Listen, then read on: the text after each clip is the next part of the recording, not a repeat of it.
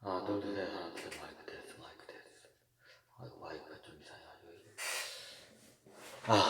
이번 시간은 계속 3,000%로 빠져서 이거 채권과 아이돌 또 3,000% 빠지면 또 이거 거시기한데 잠깐만. 채권과 아이돌. 채권. 우리들이 보면 채권, 고리대금, 뭐 사채, 적금, 예금, 이자, 금리, 같은 말입니다. 어떻게 보면 돈을 있는 사람이 돈이 없는 사람한테 일시적으로 돈을 빌려주고 그에 대한 이자를, 금리를 받는 게 너무나 당연합니다. 말이 틀릴 뿐이지 다 똑같은 말입니다. 채권 하면 사람들이 뭔가 금융에 굉장히 높은 뭔가 금융 서비스, 서비스 금융 투자 상품이라고 생각하는데 간단해요. 돈을 빌려주고 그에 대한 이자를 받는 게 채권입니다. 그럼 이자를 많이 받으면 좋지 않나? 좋죠. 근데 보통 이자가 높으면 높을수록 떼일 확률이 높아요. 이해가 되시죠? 우리가 채권 중에서 이 세상에는 채권 중에 별의별 채권이 있어요. 우리가 재테크 수단에서 알고 있는 채권은 크게 양대축이죠. 크게 국채, 회사채. 이 정도만 우리가 알죠. 국채는 국가에다가 채권을 돈을 빌려주는 걸 국채라고 합니다. 여러분들도 국채를 다 한 번씩 빌려줬어요. 국가에다. 그리고 그에 대한 이자를 받은 적이 없지만 있어요. 이게 뭔 또 3,000원 또 빠지겠네 이거. 이게 뭔 개소리냐고요. 여러분들 다 누구나 어지간한 성인이면 국채를 한 번쯤은 다 사보셨을 거예요. 저 국채 산 적 없는데요.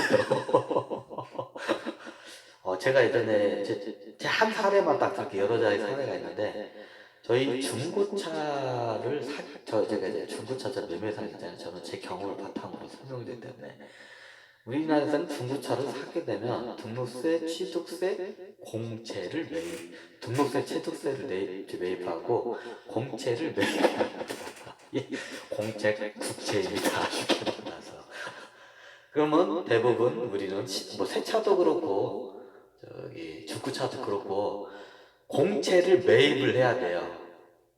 근데 공채를 매입을 않고 공채를 매입해봤자 이자가 겁나 짜고 귀찮아. 돈만 양만 많고 그러면 중간에서 이제 이런 1금융권에서 우리가 그 국채를 니네 사야 할 거 있잖아요. 여기 중고차에서 시작해서 이게 어차피 공채를 사면 겁나게 돈을 많이 들어가. 근데 짜증나잖아. 이자가 많이 주는 것도 아니고 이자도 겁나 짜요.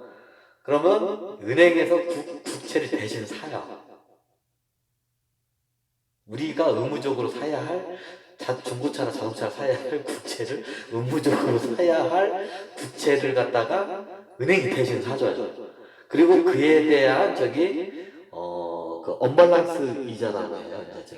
이자가 국채는 원체 낮고 이제 1금융권에 이제 이 말 들어보고 뭐야 이거 사기당한 기분 같다.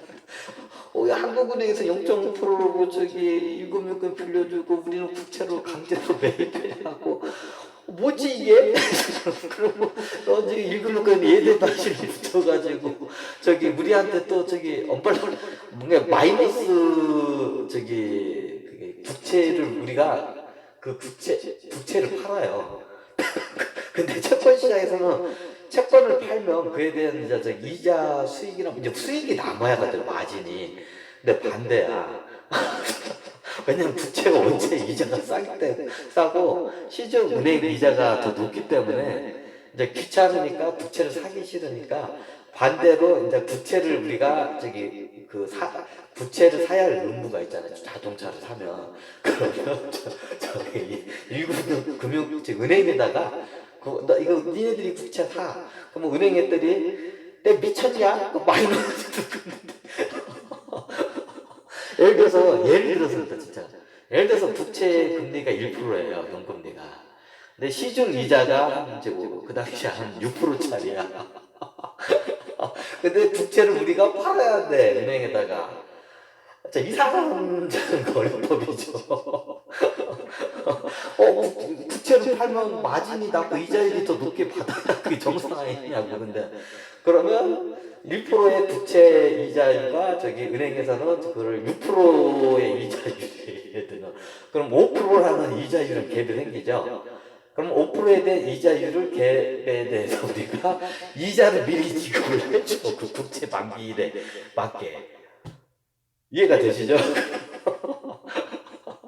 이게 뭐야? 이제 이렇게 분도 많아요.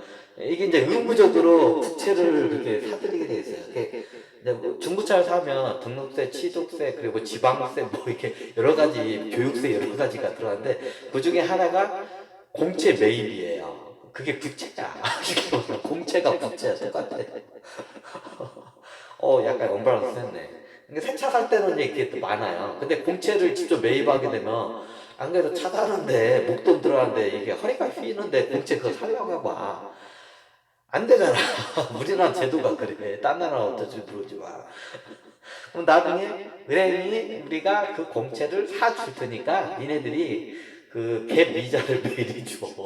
그래가지고 우리가 공채 중고차 사면 공채의 분부 공채 매입가가 아니라 공채 할증 수수료라고 해요. 그거를 공채를 이제 자기들 매면서 이제 할증을 우리가 해주니까 수수료를 내라. 원래 이자는 우리가 이만큼 받았는데 부채는 이자가 너무 싸다. 그러니까 할증을 해주니까 그에 대한 수수료를 내라 해가지고 공채 할증 수수료라고 우리가 이게 중고차나 새 차를 사면 그 등록세, 취득세 그리고 공채 할증 수수료라고 붙어요. 그게 그거예요. 그래서 여러분들이 차를 한번 사거나 차뿐만 아니라 여러 가지 거래를 하게 되면 공채 매입이 되는 게 다 붙어요. 그래서 공채를 여러분들이 다 사본 경험이죠. 근데 공채로 해서 여러분들이 이자를 받아본 적 없고 그에 대한 수수료를 내야죠. 여러분들 이거 모르시죠? 여기 밑에 여러분들 뭐 공채 이게 부동산 거래하거나 이게 자동차 거래를 하면 항상 공채 할증 수수료가 밑에 붙어요. 그게 지역마다 조금 틀리긴 한데 그게 붙어요. 그게 우리는 그러면 공채를 산 거예요. 우리는 공채를 사자마자 은행에다 그 공채를 팔고 그 공채 할증 수수료를 은행한테 또 낸 거야. 우리는 이미 공채 거래를 많이 했어요. 공채 거래를 하면 수익을 마이너스 수익이 우리 대한민국 사람들 자동차를 성인이 되고 차를 사거나 부동산을 취득하게 되면 공채를 매입하게 돼 있어요. 뭐 의무적으로. 공채를 여러분들은 나 부채 매입한 적 없는데 부채 산 적 없는데 부채 투자한 적 없는데 다 부채를 투자를 했어요. 여러분들 안 투자 안 한 사람 거의 없어요. 하다못해 중고차, 똥차를 사더라도 부채가 다 들어가요. 이게 부채 매입 이게 의무적으로. 이거 채권하다가 또 들어가나요? 이게 채권이 여러 가지 종류가 있어요. 우리가 알고 있는 이런 부채라는 채권이 있고, 그 다음에 이제 회사채라는 채권이 있어요. 여기서 한번 재밌는 얘기 하나 들어줄게요.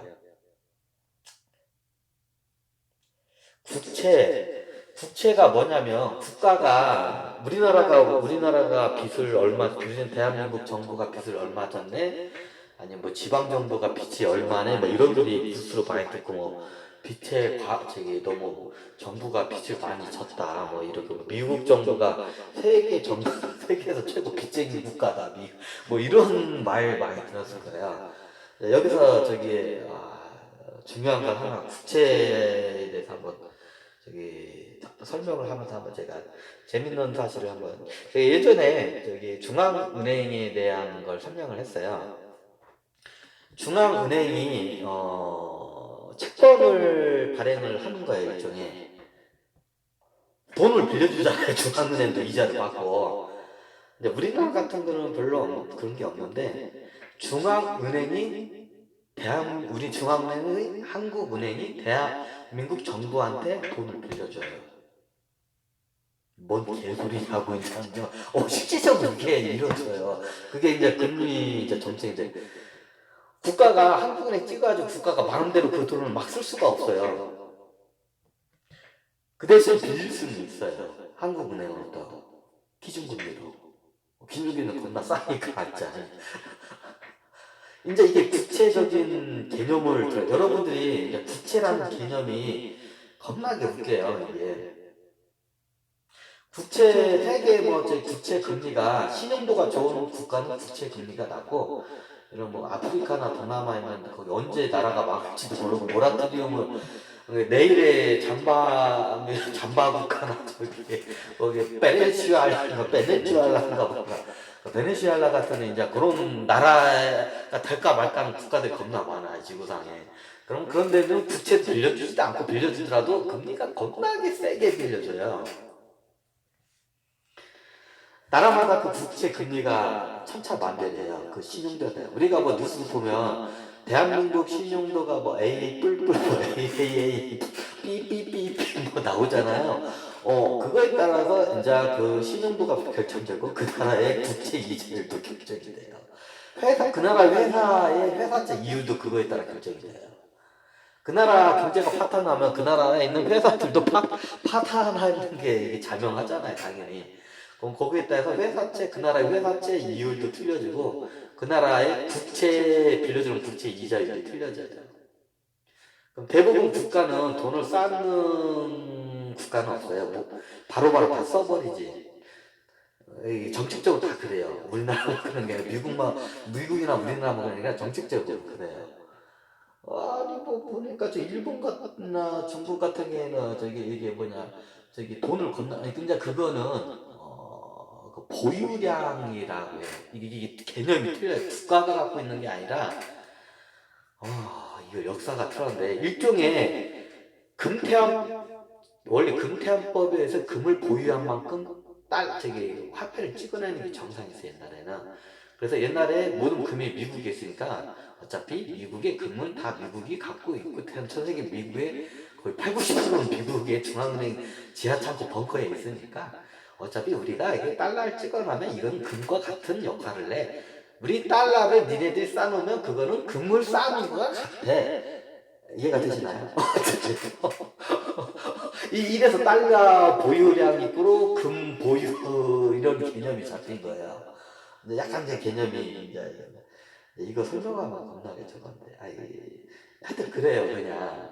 이제 여러분들 상식으로 이해가 안 되는데, 지금 현재 세계 경제가 그렇게 돌아가요. 실질적으로. 예를 들면, 미국 같은 경우에는 전 세계가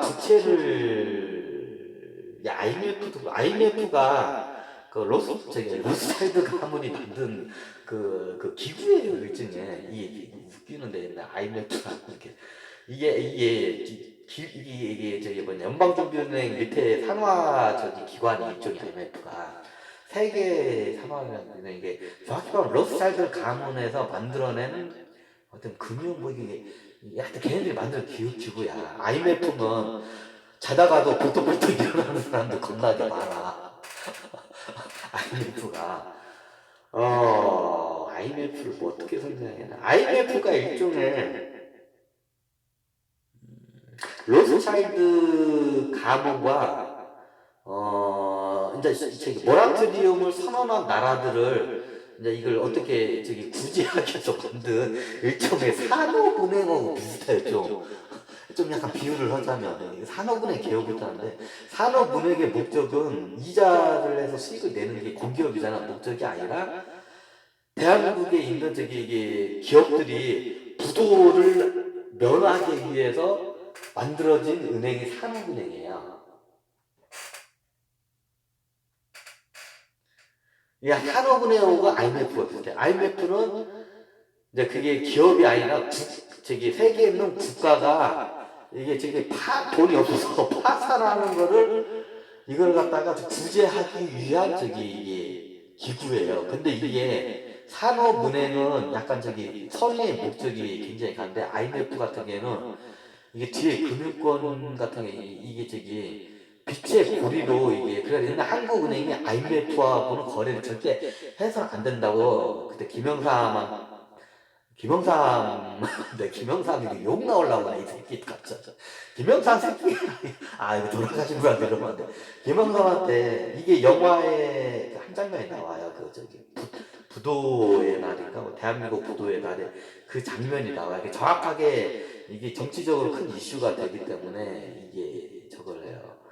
그 장면 중에 이런 말이 나와서 재정부 어떤 그 장관인가 그 말 해요.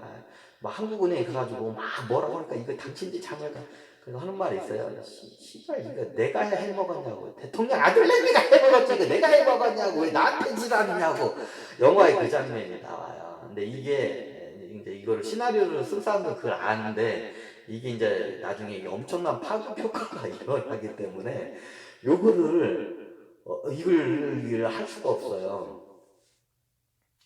이제 지금은 시대가 지났고 옛날에 김영삼 대통령이 아들내미가 이제 국회의원 나와가지고 나중에 차기 이제 미니 대통령 부시 아버지 부시 아들 해가지고 이렇게 나오려고 허길래 야 쟤 못 나오게 해라고 쟤 나라 쟤 말아먹을래다 하고 내가 쟤 못 나오게 제가 아예 정치 세력에 발을 못 뛰게 역대 대통령 자식들 중에 제가 면접을 많이 보러 다녔어요.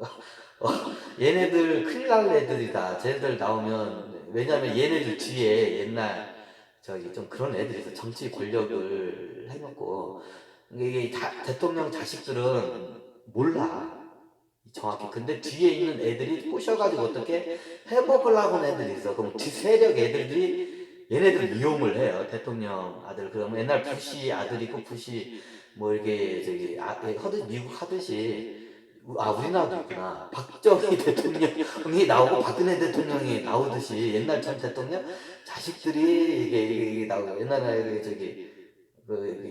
김대중 대통령 자식 중에서도 이게 그 옛날 김대중 대통령 그 뒤에서 세력들이 있어요. 그 약간 가심 비슷한 애들. 얘네들이 이제 김대중 대통령 아들을 갖다가 어떻게 꼬셔가지고 막 근데 제가 그걸 이거 픽션입니다. 그냥 이거 픽션입니다. 이거 좀 센데 수위가 그런 적도 있어요. 그러면 뒤에 있는 가신 같은 애들이 다 해먹어 그냥 나라를 갖다가 완전히 재정을 쑥대밭으로 만다 뒤에서 빨대를 건너게 거야. 그냥 완전 흡혈귀 이런 흡혈귀들도 없어 그냥. 그러면 역대 대통령들이 다 뒤에 있어 그게. 김영삼 대통령은 그 가신 무리들도 있고 노무현 대통령 쪽은 그 뿌리가 뽑혀버렸어 옛날에. 이명박 대통령이 다 뿌리를 뽑아버렸어 그 뒤쪽에. 옛날에 그 노무현 대통령 그 자살하기 하실 때 그때 그 뒤에 다 이게 첩보 그 작전을 설 때 노무현 대통령이 자살하기 직전에 그 가신들이 다 있어 그 역대에. 이명박 대통령 그건 도코멘트입니다. 이쪽도 뿌리를 뽑아 누가 뽑았냐? 박근혜 대통령이 다 뿌리 뽑아버렸고 노무현 대통령도 가시는 누가 뿌리를 뽑았냐면 이명박 대통령이 다 뿌리 뽑아버려가지고 얘네들이 지금 어디 다 도망가가지고 다 숨어있어. 제가 이걸 어떻게 잘하냐. 나중에 이제 역대 대통령의 그 에피소드들이 겁나 그 사촌이나 이런 대통령들 그 에피소드들이 겁나게 많아요. 제가 알고 있는 게. 이거 세네. 자, 이거는 이제 한번 이 부분에 대해서 한번 간단하게 제가 우리가 IMF 때 어떤 일이 있었냐면 이거를 함부로 발설을 못해요. 근데 다 한국은행도 있고 이게 국가 이게 기밀 첩보도 다 기밀소되냐 이게 시대가 지나면 이게 발표를 해요. 예전에 이게 어떤 사람이 그 언론하고 인터넷에다가 이걸 발표를 했었어요. 근데 그 자료가 싹 없어졌어. 왜냐면 이게 나중에 이게 나가면 이제 국가 입장에서는 이런 정보가 새어 나가면 국가에 대한 신용도가 떨어지기 때문에 이걸 무마를 시켜요. 기본적으로 첩보활동을 해요. 근데 지금은 이제 제가 말을 해도 이제 시대가 지났기 때문에 이제 그게 이제 여러분들이 많이 금융에 대한 상식도 있고 세계적인 관점에서 이제 여러분들도 이제 이 자본주의 세계와 국채 그리고 이런 연방준비원과 중앙은행에 대한 이런 좀 이 기초적인 아주 기초적인 거예요 이게. 근데 기초적인 거를 국가에서는 안 가르쳐줘요. 왜냐하면 이걸 알면 국민들이 똑똑해지면 나중에 이거를 알고 예, 배모를 해요. 내전이 일어날 수도 있어. 국가 입장에서는 그래서 이런 거를 절대로 안 가르쳐줘요. 이게 원체 안 가르쳐주다 보니까 이게 어느 정도냐면 대통령들도 역대 대통령도 우리나라뿐만 전 세계 대통령 다 똑같아. 역대 대통령들도 고등교육을 받잖아. 대통령이 될 때까지 이걸 몰라 이 양반들도. 이제 대통령이 되면 그때 알아. 왜냐면 이게 전체적인 건 국회의원도 잘 몰라. 이제 그쪽 관할에 대한 이제 전문 지식을 갖고 있는 사람들은 아는데 대부분이 몰라요. 정치인들도 이 기본적인 상식을. 왜냐면 이거를 갖다가 이걸 아는 좀 세력들이 따로 있어요. 그리고 국가에서도 있는데 이거를 잘 안 가르쳐. 이거를 가르쳐주면 폭동이 일어날 수가 있기 때문에 안 가르쳐줘. 그래 얼마나 이게 안 가르쳐주면 역대 대통령 중에 이 개념을 모르다가 대통령이 되고 이 개념을 이제 한국은행이나 이제 여기 이제 국방부나 이제 보통 이제 대통령이 되면 그 엑기스 정보들을 이제 브리핑을 해 대통령한테. 그러면 이거를 그때 대통령들도 그때 알고. 그래가지고 역대 대통령들이 말도 안 되는 공약을 막 내놔. 근데 그 공약을 이룰 수가 없다는 걸 이제 대통령이 된 다음에 알아. 그거를. 역대 대통령들이 다 거짓말쟁이라고 돼. 자기는 뜨거운 가슴으로 이제 될 거라고 생각했는데 마치 대통령이 뭐지 되고 이 현실 세계를 딱 뚜렷하게 보니까 이게 자기가 공약했던 게 불가능하다는 걸 그때서야 알아. 자, 왜 이런 내용들도 대통령들도 옛날에 모르다 대통령이 되서야 이제 이런 걸 알아요. 자, 몇 가지 사례를, 한참번 빠진 김에 이번에도 또 빠지겠습니다. 국채에 대한 개념을 먼저 설명하기 전에 우리나라에 아주 재미있는 IMF 때 에피소드가 하나 있습니다. 국가 부도의 영화를 한번 제 강의를 듣고 한번 그거 보세요. 그러면 중간중간에 그 영화 그 감독과 그 작가 시나리오가 뭔가를 얘기를 하고 싶은데 그걸 갖다 우회적으로 이렇게 표현하는 장면들이 겁나게 많이 나와요. 그 당시에 대통령 아들이 한국은행으로부터 돈을 빌립니다. 네, 기준금리의 돈을 빌립니다. 근데 한국은행은 천문학적인 그 금액은 제가 잘 몰라요. 천문학적인 돈을 빌려주는데 기준은행 금리로 해서 그 돈을 어디다 빌려주냐? 예를 들면 옛날 태국이나 동남아 그 당시에 떠오르는 동아시아의 신생 국가들, 그러니까 브릭시트라고 하나? 그 인도나 뭐 이런 새로 신생 국가들 있잖아요. 그럼 이런 성장이 굉장히 빠르고 근데 돈이 없어. 누가 안 빌려줘. 왜? 뛸 수도 있기 때문에. 국가가 좀 약간 언제 망할지도 몰라. 태국이나 뭐 동남아시아 뭐 캄보디아나 이런 국가들은 신용도가 겁나게 낮기 때문에 거기는 국채도 비싸고 회사채도 굉장히 이자가 세요. 그래서 어떻게 했냐? 김영삼 대통령 그 장남께서 이자 놀이를 합니다. 이거는 픽션입니다. 그냥 대통령 아들이라고 했습니다. 픽션입니다. 그냥 정치 드라마 픽션이었습니다. 한국은행으로부터 어마어마한 천문학적인 돈을 빌립니다. 무조건 기준금리로 겁나게 싼 돈을 빌립니다. 지금처럼 그렇게 싸지는 않지만 그 당시에도 기준금리가 쌌습니다. 그리고 어떻게 했냐? 그 돈을 태국에는 회사들에게 빌려줍니다. 그 회사채죠. 그럼 이자가 겁나게 갭이 많이 차이 나죠. 그때 이자율이 얼마인지 보세요. 여러분 잘 알아보세요. 그 당시에. 고도 성장을 하는 때여서 동남아시아 이쪽에서 거기다가 돈을 빌려줘요. 근데 나중에 돈 오니까 겁나게 벌어들이잖아. 참고적으로 김영삼 대통령은 저기 옛날 군부 정권 시대처럼 뇌물을 받지 않았어요. 이걸 먼저 짚고 나가야 돼요. 옛날 역대 군부 정권 이전도 그러고 군부 정권에서는 뇌물, 특히 군부 정권 때는 뇌물이 장난 아니게 이게 비일비재하게 이게 형태가 지금 하면 저기 박정희 대통령 쿠데타 한 이후로 저기 전두환 노태우 대통령 때까지 뇌물로 해가지고 겁나게 해먹었어요. 저기 그 당시에 우리나라 최고 부자가 저기 그 역대 전두환 대통령이라는 소리가 나올 정도였어요. 비공식적으로 대한민국 최고 부자는 이병철 정치회장이 아니라 걔네들은 그냥 발톱에 떼도 안 돼. 정치형이 그냥 이병철 회장의 재산은. 일본이 그때 저기 전두환 대통령이 최고 우리나라의 부자였어요. 그게 다 이제 뇌물이나 이제 이렇게 해서 한 거야.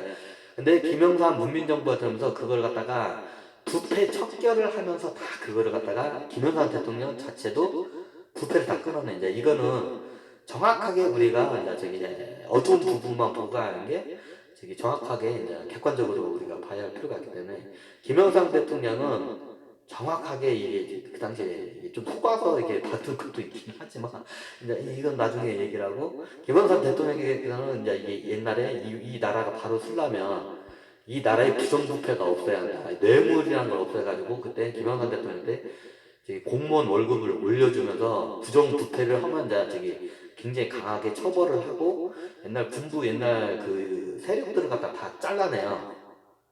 그 뇌물 같은 거 이제 그리고 우리가 알다시피 김영삼 대통령 때 이제 전두환 대통령하고 노태우 대통령을 이제 달달달 해가지고 이제 옛날 그 해쳐먹은 거 다 내놓으라고 이제 법정에 세우기도 하죠. 그래서 이제 김영삼 대통령 본인은 이제 저기 그 뇌물을 안 받아요. 이제 그 대신 이제 이게 정치를 하게 되면 이게 대통령 하게 되면 그 당시 뇌물을 군부 정권 시대 뇌물을 받아가서 자기만 먹는 게 아니라 그걸 갖다가 촉구 활동이나 여러 채널을 가동을 해야 돼. 자기의 어떤 가심 비슷하게. 그럼 돈이 어마어마하게 들어가요. 근데 그런 비용으로도 이제 들어가는데 이제 이게 보니까 김영삼 대통령도 그거를 해야 돼. 이 나라가 그렇게 돼 있어 지금. 안 그러면 안 돼. 그럼 돈이 있어야 돼. 그러면 부정부패를 해야 돼. 뇌물을 받아야 돼. 근데 뇌물을 받기 싫어.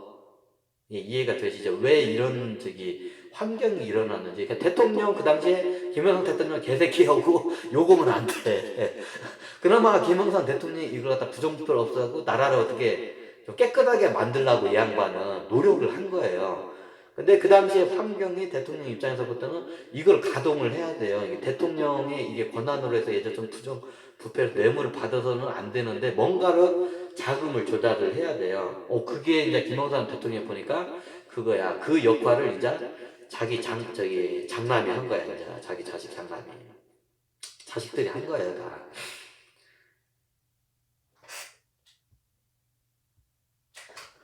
그래가지고 이제 이거를 먼저 알고 왜 그렇게 움직이는지 알아야 돼요.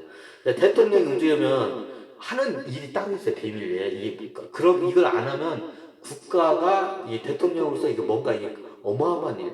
청와대에서 보조해 주는 건 한계가 있어요. 왜냐면 인대까지 그렇게 불러왔기 때문에 여기서 크게 이거를 하긴 해야 하는데 자금을 조달할 데가 없어서 김영삼 대통령하고 이제 그 참모진들이 머리를 싸다가 이제 이거를 이제 한 거예요. 그래서 이제 그 가동을 하려면 이제 그런 어마어마한 천문학적 비용이 들어니까 그걸 갖다가 한국은행에서 이제 해가지고 그걸 해야 돼. 그때 한국은행 총장을 설득을 해요, 김영삼 대통령이. 역대 대통령 군부정권 대통령은 이게 한국은행 총재한테 가가지고 했는데 한국은행 총재가 찍긴 찍어주는데 조금만 찍어줘. 안 찍어줘. 잘 국채도 잘 안 주고. 얘네들 이거 지네들이 날로 먹을 거 군부정권은 한국은행에서는 알고 있기 때문에 날로 다 처먹을 거 알고 있기 때문에 안 찍어준대. 김영삼 대통령이 가서 오픈을 해요. 근데 이게 한국은행 총재도 이런 걸 그러지. 우리 지금 1대1로 이제 독대를 해요. 대통령을 되어보니까 내가 이렇다. 안 그럼 나도 여태 이렇게 운영을 하려면 여태 군부정부에서 뇌물을 겁나게 해야 한대. 이걸 운영을 해야 하는데 안 된다. 그러면 방법이 지금 없다. 그래서 제가 너희가 저기 한국에서 좀 찍어서 우리한테 빌려주면 우리가 이게 저기 요즘 저기 브리키트 국가라든지 이런 저기 태국이나 동남아 이런 신생 그 회사에다가 우리가 돈을 이게 그걸 싼 이자 너희가 주면 우리가 해서 그 예대 마진이 생기지 않냐. 그럼 우리가 그걸 갖다가 저기 이거 청와대나 여기 하여튼 이걸 저기 운영하는데 우리가 쓰겠다. 이 지금 이 비용이 어마어마하게 든다. 근데 이거를 세금에서 뗄 수가 없다. 세금에는 다 이거를 하면 나중에 국회의원들 이거 하면 나한테 이거 난리가 난다 이거. 근데 이걸 안 하면 이거 국가가 이게 위험한 이게 존립 상태에 들어간다고 내가 자기가 딱 봐도. 이제 이 김영삼 대통령 되기 전에 이런 게 있는지 모르고 대통령 된 다음에 이제 이걸 브리핑을 해주는 거야. 근데 그걸 알고 이제 멍해지지. 이제 이게 자기가 생각했던 청사진들이 이제 이게 현실이 불가능한 걸 알는 거야. 이제. 그래가지고 이거를 한다니까 이제 한국의 충제 이제 설득을 해요. 이제 오픈을 자기의 이제 원래 오픈을 하면 안 돼요. 역대 대통령한테 그 오픈을 하면 안 되고 나중에 대통령 임기가 끝나도 그 누구한테도 이거는 정보를 오픈을 안 돼요. 국가에 대한 이건 이적 행위로 보기 때문에 나중에 이거는 저기 군법인가 이거 법에 무슨 보안법에로 이거는 이거 다스릴 수도 있어요. 이거는 원체 이게 저거에서 그래가지고 김영삼 대통령이 이제 그거를 갖다가 오픈 이렇게 비밀리에 독대를 해가지고 오픈을 해요. 그래서 한국의 출장이 그렇구나 해가지고 저기 그래가지고 이제 비밀리에 그걸 갖다가 찍어가지고 그걸 갖다가 이제 김영삼 대통령 아들들이 관리를 해요. 근데 나중에 보니까 굉장히 많이 필요한 거야. 근데 한국은행에서 이제 스톱 천문학생인 정확한 돈을 내는데 천문학생 돈을 찍어줘가지고 이렇게 줬는데 스톱을 한 거야. 더 이상 이제 찍어내면 나중에 이거 위험하다. 국가가 이게 나중에 부도가 날 수도 있다고 이거. 왜냐면 그 신생 그 회사들이 망하면 이거 돈을 띨 수도 있기 때문에 그 돈을 띄게 되면 한국은행에서 띄면 돈을 띄잖아요. 그러면 안 갚아도 돼요.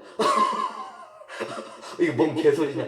안 갚아도 돼요. 그냥 따지기 비밀리에 문서로만 기록하고 나중에 한참 이제 시간이 지났는데 오픈을 해요. 그때 시대가 이래서 이렇게 했다. 근데 그 당시에 그걸 오픈하면 이제 폭동이 일어나죠, 이제. 그래서 오픈을 안고 이제 그 기록만 하고 해요. 그러면 그걸 띄어도 한국은행에서는 그걸 띈 거라고 딱 하고 넘어가요. 띄어도 돼. 그래도 돼. 자, 이게 이제 이 개념을 갖고 와요. 근데 나중에 이게 돈이 모자라는 거야, 이제. 여기서 이제 사람이 권력과 이제 돈 맛을 보면 이제 사람이 변하게 돼요. 그래서 나중에 어떻게 되냐면 이제 한국은행에서 스톱을 해요. 더 이상 안 된다고. 그래서 그 당시에 그 정권에서 어떻게 저걸 하냐면 국가가 대한민국 정보가 보증을 서요. 누구한테? 김영삼 대통령 아들 장남한테 보증을 서요. 대한민국 정부가. 그리고 누구한테 돈을 빌리냐? 미 연방준비은행으로부터 돈을 빌려요.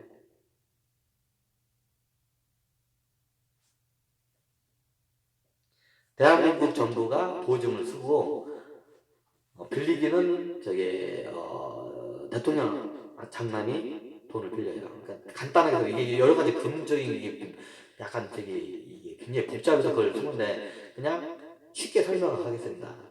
보증을 대한민국 정부가 쓰고 돈을 대통령 장남이 빌려요. 누구로부터? 미 연방준비은행으로부터. 대한민국은 신용도가 좋기 때문에 싼 이자를 빌려줘요. 한국은행보다 더 싼 이자를 빌려줘요, 그 당시에. 그러면 똑같이 그걸 갖다가 이런 동남아 국가나 이런 저기에다가 또 빌려줘서 거기서 예대바지를 남겨요. 자, 그 다음부터는 이제 제가 이제 설명을 안 해도 이제 저보다 더 잘 아는 분들이 많으실 거라고 봅니다. 이게 국채라는 개념을 좀 이렇게 보시면 돼요. 이제 약간 이제 이해가 되시죠? 그 국채를 잘못 해서 이제 어떻게 IMF가 어떻게 왔는지 이제 요거는 제가 설명을 안 해도 저보다 잘 아는 전문가들이 많으시니까 이렇게 이제 이런 일이 발생을 해요.